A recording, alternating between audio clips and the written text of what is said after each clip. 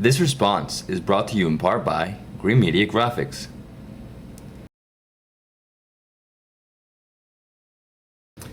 Hello everyone, today's response is for I'm not a blank. She's going to Rome for 2 days and then she's going to Florence for 3 days, and she asked me about what there is to do, see, and eat in these two cities. Alright, so we're here in Rome, okay? Okay, you have your must-sees in Rome, which are the Vatican City, okay? You have the Colosseum, which is right over here. The Arc de Constantine, which is right here. You have the Roman ruins, which are right here. Then you have a few others, which are the Fontana di Trevi. Okay, and when you go to the Fontana di Trevi, you have to throw some coins behind your left shoulder or your right shoulder, whatever. You throw the coin in and that guarantees your return to Rome, so you have to do this. Then you have to go to the Spanish Steps, which are right here. And in front of the Spanish Steps, you have Via di Condotti, which is this is the street that has Gucci, Prada, Fendi, all the main brands are here on this street. All right. Then right here, Castel SantAngelo. You have to see this castle. It's a beautiful castle. It's one of the only standing castles in Rome at the moment. And in front of it, you have the bridge, which is a fantastic bridge from I think 10th century. Okay. Then we have the best kept secret in Rome, which is over here. You have to, what I would suggest is you go in a taxi to Piazza Cavalieri di Malta. Here, there's a door in this piazza, and through it, there's a hole, right? And in this hole, when you look through, you see the cathedral of St. Peter's Cathedral, okay? It's fantastic. It's one of the most incredible views. I actually have the video on my website, so you can check that out there, okay? Other must-sees are Altare della Patria, which is right here. Let me zoom in a little more. Okay, Altare della Patria is right here. Then you have the Pantheon. Where's the Pantheon? Well, the Pantheon is over here. Okay, so the Hotel Pantheon, so the Pantheon should be right next to it. Okay, and right next to the Pantheon you have Saint Eustachio Il Caffè. This is the best place to get a coffee in Rome. They have an iced coffee which is incredible. You have to try that. So remember that place. Okay, then you have over here, you have to go to Campofiori. This is the main market in Rome, the main street market. They moved it from Piazza Novana about 300 years ago to Campofiori. And Piazza Novana, this was an ancient Roman circus in this plaza, okay? But here in Campofiori, you have to go to the market. And also next to the market, there's two restaurants that I would recommend. La Carbonara, which is a restaurant that you can either eat pasta, lasagna, linguine. These are their main dishes. All the pastas are fabulous here. And you also have Forno di Campofiori. Forno means oven or heat, and this is the place to eat pizza. This is the original pizza. It's fabulous. You have to try that. Okay? Then, let's see. I also would recommend go to Gelarmoni. Gelarmoni is an ice cream place, which is the best ice cream place in Rome, and it should be right here, a few blocks away from the Vatican. Okay, well, let's say like 10 or 15 blocks right here. All right, so you have that. And you could also go to another restaurant that I would recommend called Pier Luigi, which is over here. So it's on one of these streets right near Campofiori. And then you can also eat at the best restaurant in the world, which is called Antica Pesa. This is one of the most incredible restaurants I've ever eaten at. They have an 8-plate meal of old Roman traditional plates from 1,000 years ago. So they make it the same way the Romans used to make food 1,000 years ago. It's incredible, and this is the place where all the celebrities go to in Rome. Okay? Nightlife. Nightlife is here in Trastevere. All through Trastevere, there's bars and clubs, so you could definitely go here.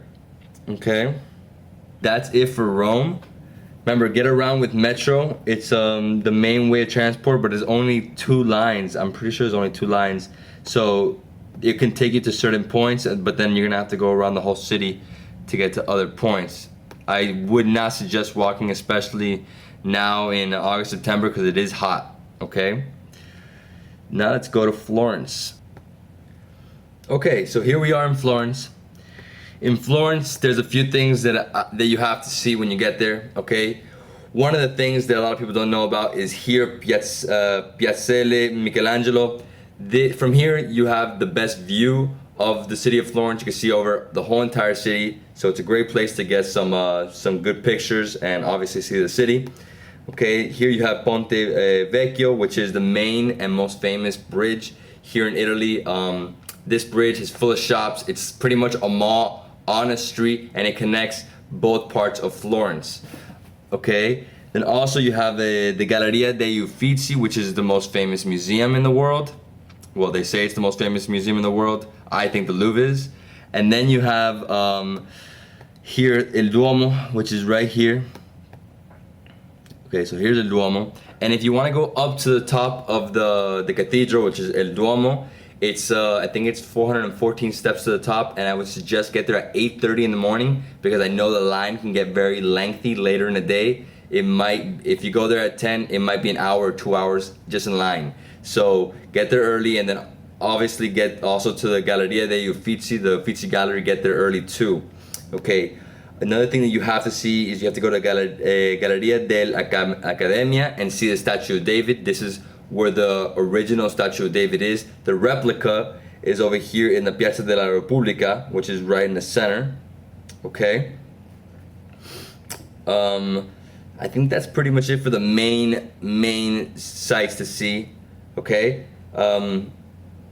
Restaurants. There's a few restaurants that I think you should see.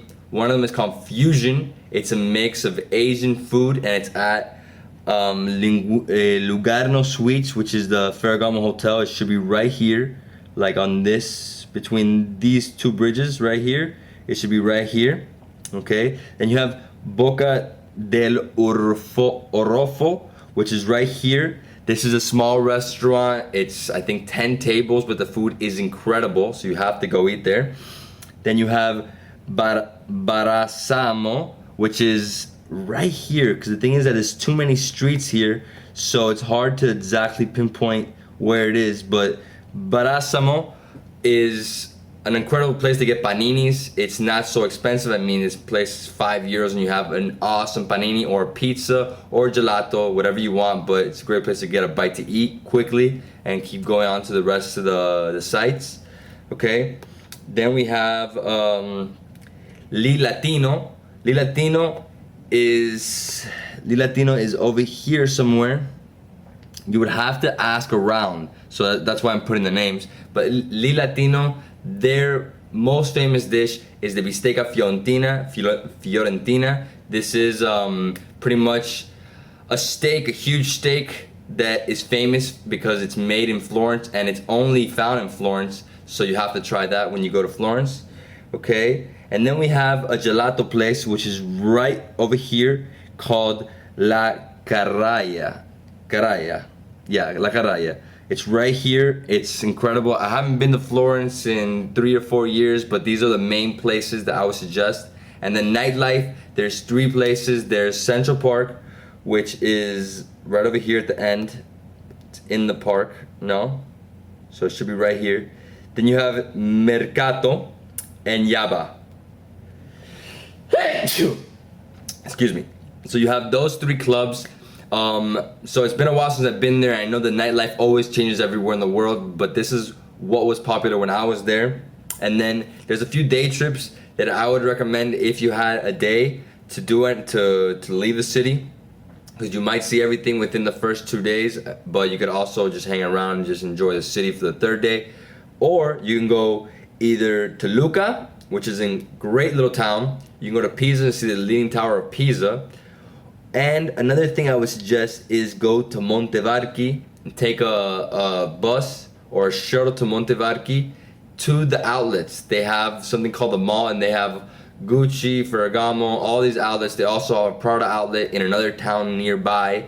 But if you go with the shuttle, they take you directly to the outlet and take you back. It's a half-day trip, and there you can eat and, you know, shop. All right, I'm not blank. I hope you have a great time in Rome and Florence. Remember, try some limoncello and some grappa. That's my favorite after dinner drinks. I hope you have a great time. For everybody else, keep asking me questions because I'm gonna keep answering. Take care.